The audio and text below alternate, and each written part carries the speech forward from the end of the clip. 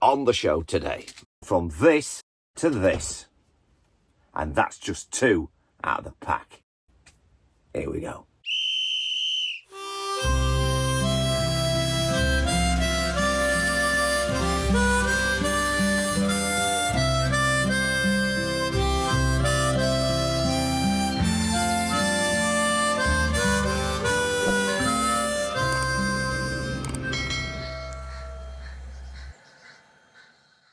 My name's Andy, this is my channel Modeloco, and if you can wire a plug, you can wire these in. All the bits and the right ones to get. I looked at a few different options, looked at a few different websites and a few people's experiences, and I picked these. Let's get stuck in. Simple yet cost effective, all in one. Easy mounted, just add a plug and play sort of idea. It's diffused but bright enough, it's got blanket coverage. It's LED, supplies backlighting because it's bright enough to do that, and it's a system for your layout in whatever scale you're modelling, with more than enough supply connectors, brackets, strips and bits to get you illuminated and going straight away. So what's in the box then? Basically everything you need, and the plugs are bespoke and not at all bulky. Also can be daisy chained together in various ways and can be simply and quickly turned on together.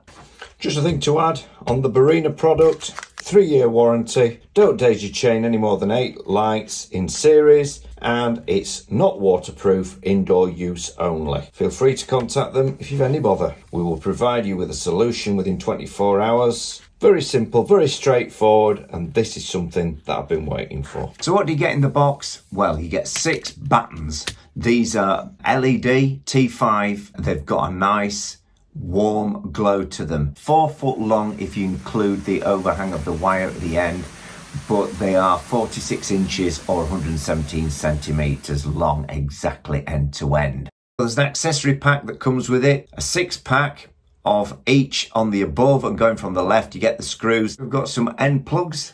These just fit into the end of the light units themselves and simply just push fit in once you've come to the end of your daisy chaining process. We've got the joiners, if you're putting them end to end and squeezing them up to make a double extension of a one batten, and you can put up to 8 of these lights together. Now I've used my own screws because I often find that these screws that come with these packs are easy rounded off and they're not very good quality, so I've used some good posi drive screws.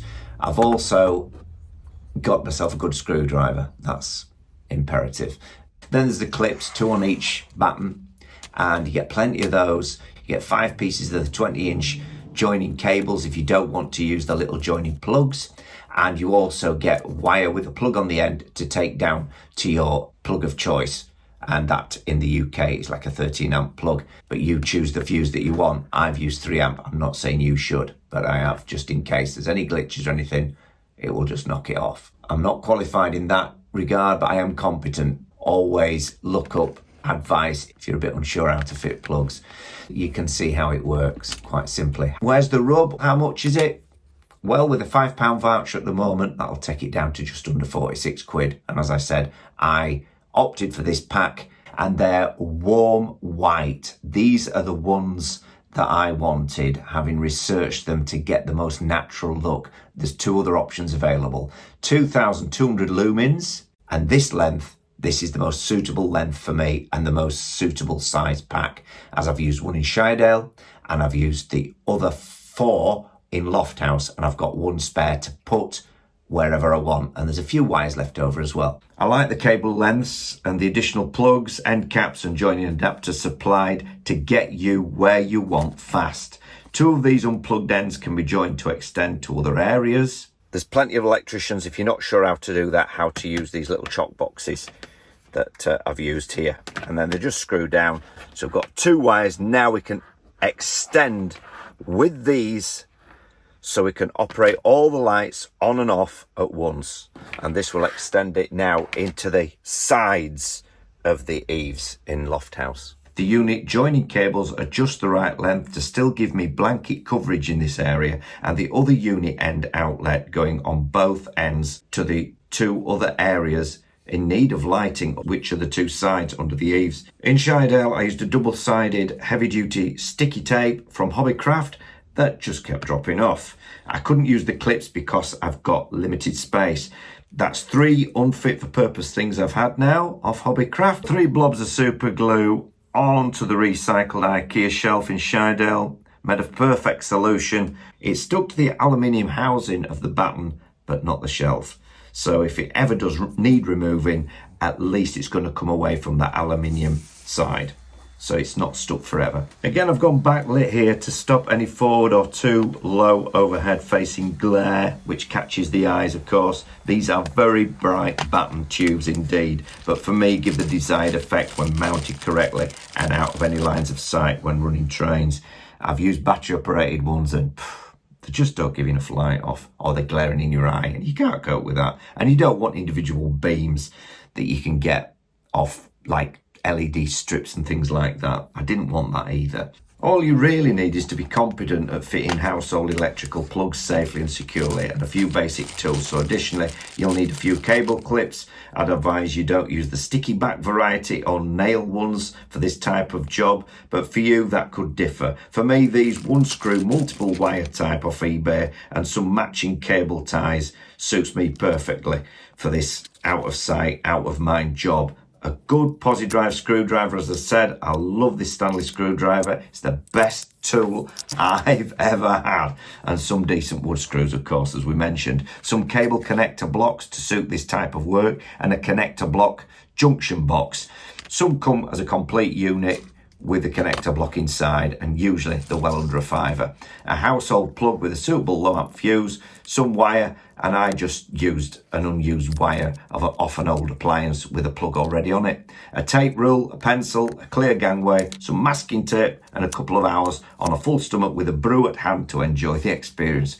Coffee is known to lower blood supply to the frontal cortex of the brain, so disturbs rational thought. So try and not go OTT on the coffee, and I never do anyway now, having looked up Jason Christoph. Have a look at him, see what you think. I digress. The other thing I didn't want when buying these type of lights was anything like buying and working out what resistors you need or transformers, no additional kettle plugs or packs or fancy type of cabling to wire in at your additional expense. There's no sticky pads that fall off, just simple fixing clips that click and click out of the battens. They make a fantastic lightweight unit. Yes, there's a few doing these on Amazon apart from this company. I've looked into this. They might be a bit cheaper on all accounts. Don't go for it. Use these by Barina off Amazon. I'm independent and I'm unaffiliated, so I've no reason to push one and bash the other. I've just looked into it for you.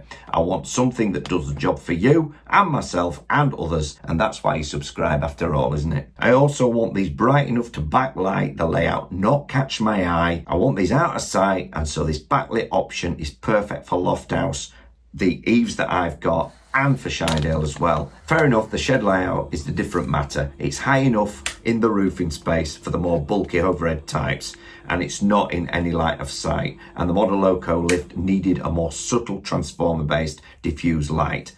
But all are LED, long life, and cheap to run. Well, it can be a bit of a messy job putting lights in at the best of times, so get kitted out if you're in a bit of a dusty environment. I've also put another couple of bulbs in lower loft house, but at least it's adding to the experience overall. And don't forget to give us a thumbs up and subscribe. Keep well fed and watered. Until next time, I'm going to play trains now. So first thing I'm going to do is get this Class 25 out of the way to pick up some new wagons. Getting quite a good collection in the engine shed now on the HMDCC app. It's not the be end and end all, it's a choice, and it goes beautifully with the Elite controller, which I've got over here, but I can run Digitracks as well. And we might just have a surprise in store in another show with Digitracks. And then we can get another locomotive out the siding. I'll just say goodbye to that one for a minute. And then I'm going to bring the Elland MR Lion out of its hiding.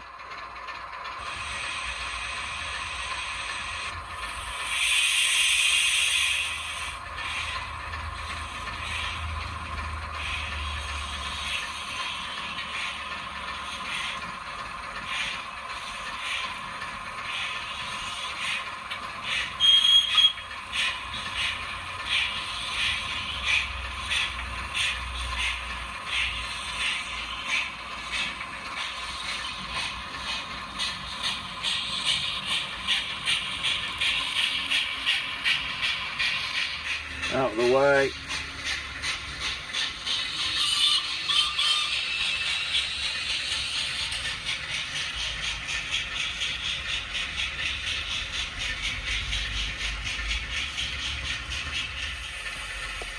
And I've got this little beauty to put on the track today to give it a test.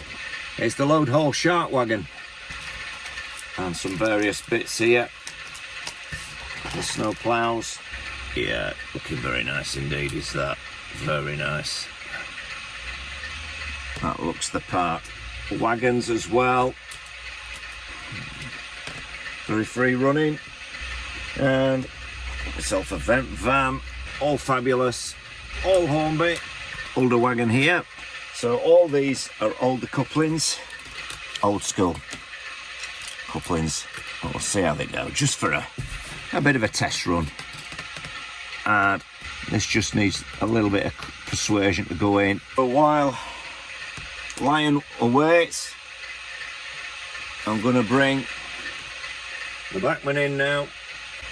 Just a couple up and take these out of the station.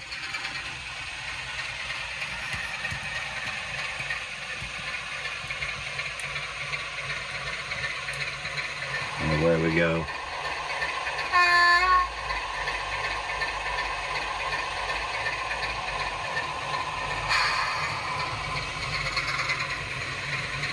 And the new shark on the back. I'm liking that very much. So you can see it leaving Loft House.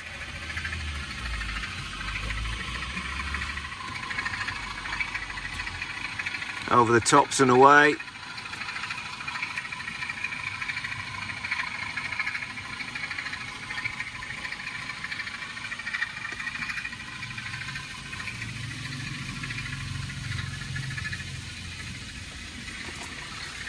All in this newly lit area. Bring Lion back forward. HMDCC app. Present. So yeah. Bringing this out.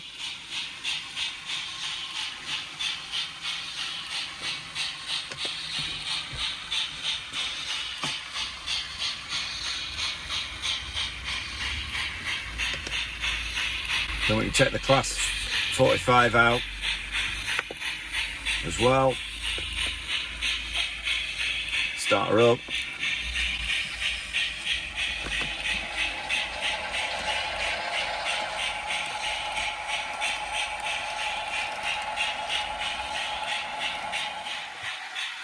And Lion disappearing now. Beyond the sheds.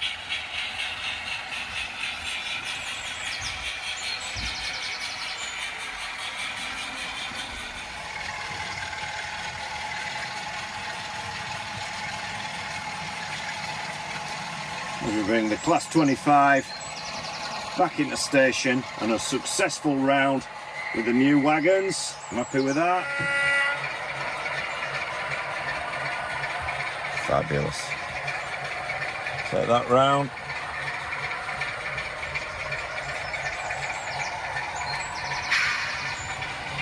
Bobo class leaves.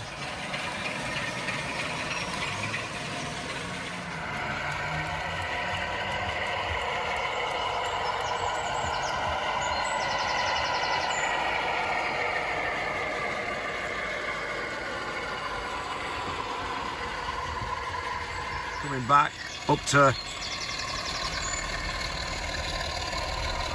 Loft House Station.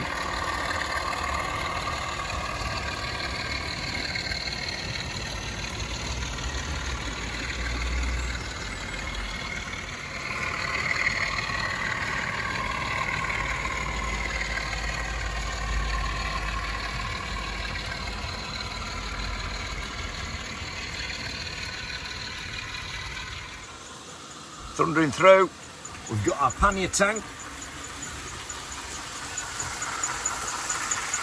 on the branch line that you can just see, the tunnel being made.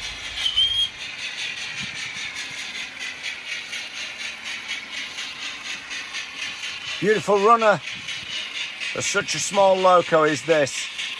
Now it's running a little stunner is that. I love that added coach that I got. Added a few people. We've got the Class 25 coming up now. And just bringing this into upper loft house.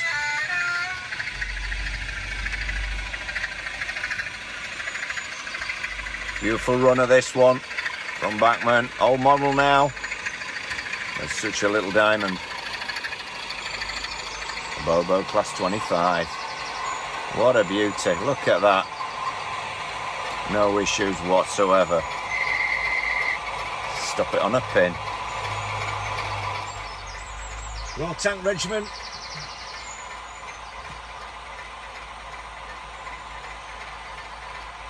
Class 45. Pulling into higher loft house as I've got it at the moment. These buildings are not the end game, just the beginning. There we go. Takes some stopping, does that one. We're all safely back home. There we go. Starting to take shape up here in loft house. A little bit more than before. We can look at lower loft house next time. So long for now, we'll be seeing you when Casey comes rolling by again with a steaming porter and a smoking stack, and the wheels are striking thunder on the railroad track. There'll be Casey Jr. and the Red Rock 2, Wally Cinders and the rest of the crew in a thrilling adventure that's a lot of fun. When Casey takes the throttle for another run, Casey Jones, steaming and a rolling. Casey Jones, you never have to guess. When you hear a tooting of the whistle, it's a Casey at the throttle of the Cannonball Express. Casey Jones, steaming and a rolling. Casey Jones, you never have to guess. When you hear a tooting of the whistle, it's a Casey at the throttle of the Cannonball Express.